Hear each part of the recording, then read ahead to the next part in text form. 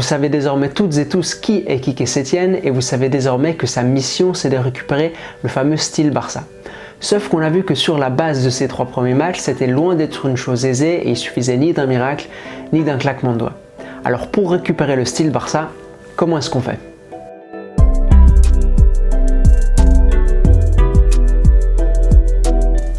Hey, j'espère que vous allez bien, j'espère que votre équipe préférée va bien. Quand Quique Setien a été nommé à la tête du Barça, j'avais pas voulu faire une vidéo parce que si on voulait vraiment parler du terrain, ça demandait de faire trop de spéculation. On connaît Quique Setien, mais on ne pouvait pas prédire ce qu'il allait mettre en place vraiment pour que le Barça s'en sorte. 4 matchs plus tard, on a non seulement une idée des défis qu'il doit encore résoudre, et puis une idée également des solutions qu'il essaye de mettre en place. Avec ces informations-là, voyons voir ce que Quique Setien doit faire pour récupérer le style Barça et quels sont les défis qu'il doit surmonter. La première chose que Setien doit récupérer, c'est la relance. Cruyff, à propos de la relance, pour souligner son importance, il disait qu'une chose qui ne commence pas bien ne peut en aucun cas finir bien. Des attaques qui commencent mal, elles ne peuvent pas bien finir, surtout pour le Barça qui cherche vraiment à avancer ligne par ligne. Si déjà au début ça ne fonctionne pas, vous vous retrouvez dans une situation où c'est impossible d'avancer. Et c'est un peu ce qui se passait sous Valverde. Sous Valverde, le Barça n'était de loin plus l'équipe impressable qu'elle avait été par le passé. Et s'il n'arrivait sur la fin même plus à dominer les matchs, c'est parce que dès la relance, il y a quelque chose qui n'allait pas. Quique Setien, lui, il a opté pour une solution assez pragmatique, on va dire. On a de la peine à relancer, qu'est-ce qu'on fait? On passe à une défense à 3. La défense à 3, elle vous permet d'avoir une supériorité numérique en première ligne. Et ça, c'est déjà un grand pas de fait parce que c'est rare que les équipes elles viennent vous presser avec 3 attaquants et s'ils le font, vous pouvez vraiment écarter vos centraux, les espaces sont trop grands et l'équipe en face elle galère. Défense à 3 donc, ce qui permet aussi à Sergio Busquets de ne pas devoir systématiquement redescendre comme il le faisait sous Valverde pour prendre la relance en main. Busquets c'est un joueur magnifique, mais redescendre si bas, ça lui convient pas tant que ça. La question maintenant, c'est de savoir si Setien va pérenniser cette relance à 3. Le problème, c'est qu'il n'y a pas 3 centraux de métier dans l'effectif du Barça, surtout que Todibo est parti à Schalke tout récemment. Du coup, ça fait que vous devez avoir un Sergi Roberto ou un Semedo dans cette défense-là, et dès que le Barça doit défendre avec ces joueurs-là, dès que ces joueurs-là doivent officier en tant que 3e central, ils ont de la peine, ils ont beaucoup de peine même. Ils doivent multiplier les interventions défensives, ils doivent souvent sortir au large pour compenser le fait qu'il n'y a pas de latéral pour couvrir cette zone. Et là, ils font des erreurs, on l'a encore vu contre Valence le week-end passé. Alors, quelle peut être la solution? La solution, ça pourrait être à long terme, encore une fois, parce qu'il y a des problèmes d'effectifs, de repasser dans une défense à 4 et d'utiliser Frenkie de Jong pour la relance. Au Betis, lors de sa première année, Quique Setien, il avait vraiment trouvé un bon moyen de relancer proprement et en fait, il excentrait complètement Fabián Ruiz, qui joue à Naples maintenant, sur le côté droit. Et là, son joueur, il avait du temps et de l'espace pour relancer. Il était tellement excentré que l'adversaire pouvait difficilement venir le presser là parce que les distances, elles étaient trop grandes entre lui et les centraux. Et là, il pouvait vraiment profiter de ses qualités physiques et techniques.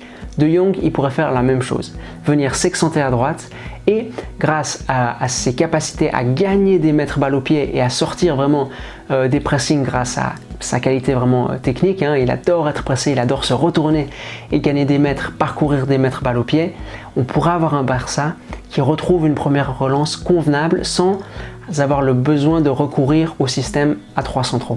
Parce que le problème, c'est qu'avec ce genre de système-là, vous perdez un joueur plus haut sur le terrain, vous perdez un milieu de terrain. Et pour une équipe qui veut dominer un camp adverse, c'est pas du tout avantageux de perdre un joueur plus haut dans les actions.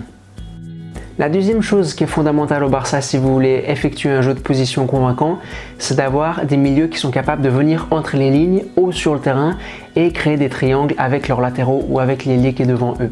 Pour toujours avoir cette logique dedans-dehors ou dehors-dedans. Le ballon voyage du couloir extérieur au centre pour repartir sur le couloir extérieur ou l'inverse. Et la difficulté, c'est que les relayeurs du Barça, les intérieurs actuels, sont pas hyper à l'aise dès qu'il faut être plus haut sur le terrain, dès qu'il faut être dos au jeu ou entre les lignes. Les fois où Arthur et De Jong ont été le plus convaincants cette saison, c'est quand Valverde les a reculés un peu sur le terrain à dessein afin qu'ils aient le jeu face à eux. Et même, c'est des joueurs qui sont révélés comme ça, un peu plus bas sur le terrain. Arthur, je me souviens qu'au Brésil, on se demandait si c'était un 6, un 8, justement parce que c'était pas très clair sa position et parce qu'il aimait bien commencer les actions en partant d'assez bas. Même chose pour De Jong à l'Ajax. La difficulté, c'est qu'au Barça, ça c'est pas possible. Vous avez besoin d'avoir des joueurs hauts entre les lignes. Vous avez besoin d'avoir un Iniesta par exemple, qui excelle dans les petits espaces et qui excelle vraiment dans cette capacité à jouer dos au but et à se retourner dès qu'il faut. Arthur, j'ai un peu plus de mal avec lui parce qu'il manque un peu d'agilité physique. Pour l'instant en tout cas, je ne sais pas si c'est à cause de son physique, parce que c'est pas le joueur le plus fin qui soit, je ne sais pas si c'est à cause de son manque de forme, mais il y a plusieurs fois où les lignes de passe elles sont ouvertes, il voit la solution mais il l'exécute trop tard, au final il doit jouer en retrait et l'action elle tombe à l'eau.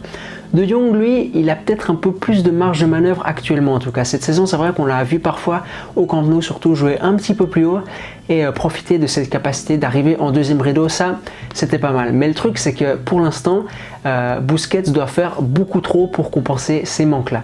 Busquets, il doit venir se placer haut entre les lignes. Parfois, il joue même plus au quart tour et c'est pas à lui au final d'exercer ce rôle-là.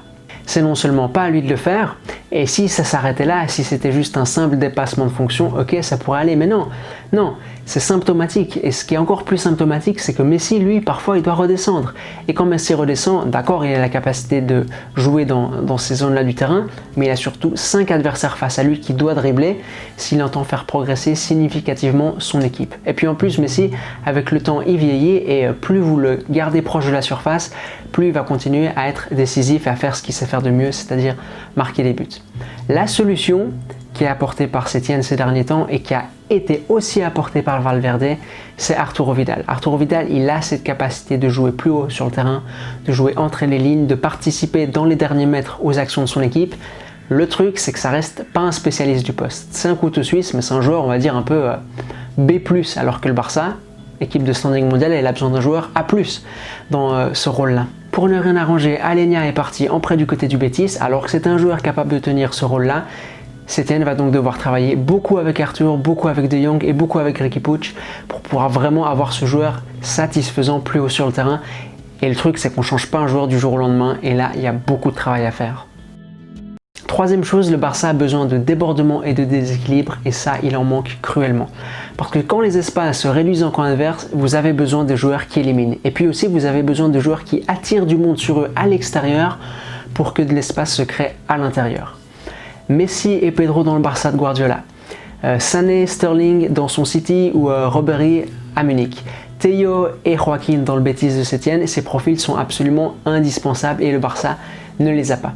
En plus, Carles Pérez a quitté le club, ce qui fait qu'après Todibo en défense, Aleñá au milieu, vous avez une troisième ligne qui perd un profil utile. Et là, tous les regards se tournent du coup vers Dembélé. Parce que Dembélé, c'est un joueur qui peut apporter cette qualité de dribble à l'extérieur, qui peut apporter du déséquilibre, au passage un déséquilibre que les latéraux n'arrivent non plus pas à apporter.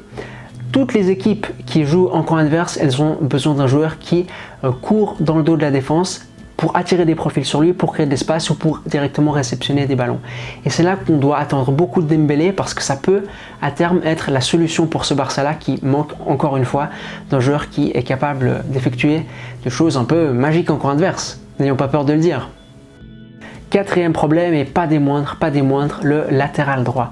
C'est vrai qu'il y a aussi des critiques qui concernent Jordi Alba à gauche, mais Jordi Alba, au moins, on peut en tirer quelque chose si on arrive à le faire courir. Le latéral droit, je suis assez pessimiste d'ailleurs sur l'évolution de ce poste côté Barça, parce que je ne comprends pas vraiment ce qu'on peut faire avec lui. Être latéral droit au Barça, c'est peut-être le poste de latéral le plus difficile à occuper dans le monde. On parle beaucoup d'Alexander Arnold ces temps qui est très en vogue. Si on le met au Barça, actuellement, il brille pas autant, mais vraiment pas autant. Qu'est-ce que ça signifie d'être latéral droit du côté du Camp Nou? Ça signifie que vous devez animer un couloir juste avec vos capacités. Il n'y a personne qui vous aide. Pourquoi? Parce que vous n'avez pas d'ailier devant vous, parce que Messi est toujours à l'intérieur du jeu. Vous n'avez pas non plus un ailier qui peut vous lancer, qui peut vous faire de bonnes passes, parce que Messi ne regarde jamais vers ce qui se passe à sa droite, toujours vers ce qui se passe à gauche à l'intérieur. Et en plus, vous n'avez pas un milieu relayeur qui vient véritablement vous aider, parce que ce relayeur-là, il est plus occupé à couvrir Messi qui revient jamais défendre, qu'à vraiment se soucier de vous. Et du coup, vous êtes vraiment livré à vous-même. Le seul latéral droit qui a été bon au Barça ces dernières années sur la durée, c'est Dani Alves, l'un des meilleurs latéraux de l'histoire, rien que ça. Le Barça avait même tenté avec Alex Vidal d'introduire une espèce d'ailier à ce poste-là, parce qu'on s'est dit que si on avait un ailier, on aurait un joueur plus à même d'animer son couloir. Ça n'a pas fonctionné. Alors Setien, qu'est-ce qu'il a fait? Il a supprimé ce poste de latéral droit. Au revoir. Grâce au 3-5-2 du coup, au 3-4-3 ou au 3-4-4 comme vous voulez l'appeler. Ansu Fati à droite, c'est pas mal, dans le sens où le Barça, souvent, ou en tout cas lors du premier match contre Granada, l'a trouvé dans une position où il avait du temps et de l'espace pour recevoir. Le problème d'Ansu Fati ces derniers temps, c'est qu'il n'est pas dans la forme de sa vie. Ça reste un jeune joueur, un très très jeune joueur, et c'est pas ce joueur qui va aller affronter chaque fois son vis-à-vis et qui va même le passer à chaque fois. Du coup, vous vous retrouvez de nouveau avec un côté droit stérile, et ça, c'est pas possible. Le jeu de position, et c'est la grande exigence de ce type de jeu-là, c'est que vous ne pouvez pas avoir un joueur qui est en dessous. Une petite déficience dans le système, un petit grain de sable dans le système, patatras. Alors que peut faire Setien? Ben là, je vous disais que je suis pas très optimiste, c'est que toutes les solutions qui sont disponibles, elles ont un problème inhérent. Le 3-5-2, on l'a vu avant, et le 4-3-3, ben, ça revient à refaire jouer Sergi Roberto, Semedo sur ce couloir-là, et ils n'ont pas les capacités pour vraiment tenir le rang qu'il aurait demandé. Je ne sais pas comment le Barça va s'en sortir. Vous noterez que j'ai pas parlé du jeu sans ballon, et ça peut vous surprendre parce qu'un des gros problèmes du Barça de Valverde, c'était son extrême fragilité défensive. En fait, au Barça, il y a tout qui est lié. On a créé ces catégories artificielles de jeu sans ballon, jeu avec ballon, mais il y a tout qui est lié. Le Barça, par exemple, pendant qu'il a le ballon, il cherche déjà à défendre, il cherche déjà à se placer pour prévenir la perte. On l'a vu contre Granada, le Barça a eu beaucoup de possession de balles, ils n'ont pas du tout souffert défensivement, à part une action un peu sortie de nulle part. On l'a vu contre Valence, leur possession de balles était mauvaise, ils ont beaucoup souffert défensivement. S'ils sont bons avec ballon, je me fais aucun souci sur le fait qu'ils sont bons sans ballon par la suite. Voilà, c'est la fin de cette vidéo qui, j'espère, vous aura plu. J'avais envie de parler de ce sujet parce que le fait de récupérer le style, on l'a entendu partout et tout le temps, mais il y a quelques concepts bien précis à appliquer, quelques cases à remplir pour arriver à ce résultat-là. Il y a quand même une chose que je dois dire, que je dois confesser, c'est que j'ai un doute, un affreux doute, si j'ose l'exprimer ainsi. Est-ce que les joueurs du Barça ont le niveau? Est-ce qu'il n'y a pas certains joueurs qui ont des lacunes trop grandes pour pouvoir appliquer les choses que Setien va demander? C'est quelque chose que Valverde n'a pas réussi à résoudre, et si Setien arrive à faire oublier les lacunes de ces joueurs-là, ce sera l'un des plus gros travaux d'entraîneur de ces dernières années. Si vous avez aimé cette vidéo, n'hésitez pas à vous abonner et à activer aussi, très important, la cloche de notification afin que mes vidéos ne se perdent pas dans le flux de vos abonnements. Et puis nous, on se retrouve la semaine prochaine, comme d'habitude, dimanche 10h. D'ici là, portez-vous bien. Ciao!